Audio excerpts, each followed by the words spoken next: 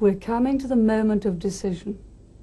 As the tumult and the shouting of the last few weeks die away, and you sit at home wondering what to do on Thursday, I can well imagine you saying to yourselves, if only the politicians would be quiet, if only we could sit peacefully for a few minutes and think about our country and its future and the decision you are asking us to make. I know how you feel. The decision is crucial. The problems facing Britain are very grave. I can't remember when our people have approached an election quite as thoughtfully as this one. We've tried to fight an honourable campaign, to put before you truthfully the choice this country faces. That choice will decide who governs Britain for the next 5 years. It may also decide what sort of country our children and grandchildren grow up in. And all the other questions have been argued and debated in the papers, on radio and on television. There's only one that really matters in the end. What's best for Britain? I've never believed that this country is a naturally socialist country. We're an independent people. We don't take easily to having more and more of our lives decided for us by the state. We don't take kindly to being pushed around. We're good neighbours, concerned for the welfare of others. We regard it as a privilege to say to the old, the sick, the needy and the disabled, don't worry, we'll look after you.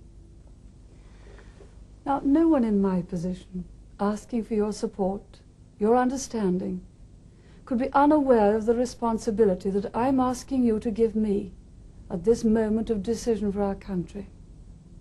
To that I should perhaps add the fact, and if I don't, a lot of others will, that this is the first time in our history that a woman could, after Thursday, be holding the highest political office in our national life.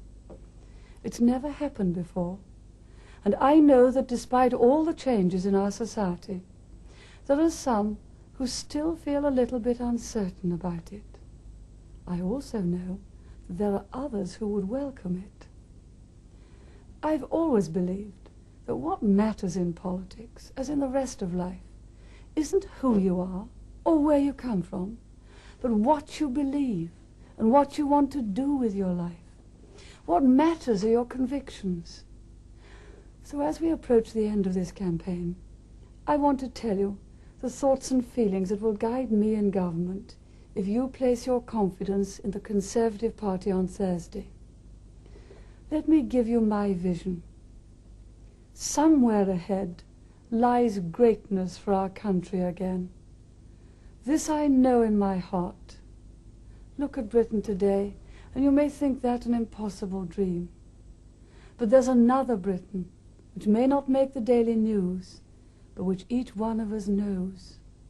It's a Britain of thoughtful people, oh, tantalizingly slow to act, yet marvelously determined when they do. It's their voice which steadies each generation, not by oratory or argument, but by a word here or there, a sudden flash of truth which makes men pause and think and say, that makes sense to me. Today, if you listen, you can hear that voice again. It calls not for upheaval or conflict or division. It calls for balance, for a land where all may grow, but none may grow oppressive. Its message is quiet, but insistent. It says this: let us make this a country safe to work in. Let us make this a country safe to walk in. Let us make it a country safe to grow up in. Let us make it a country safe to grow old in. And it says, above all, may this land of ours, which we love so much, find dignity and greatness and peace again.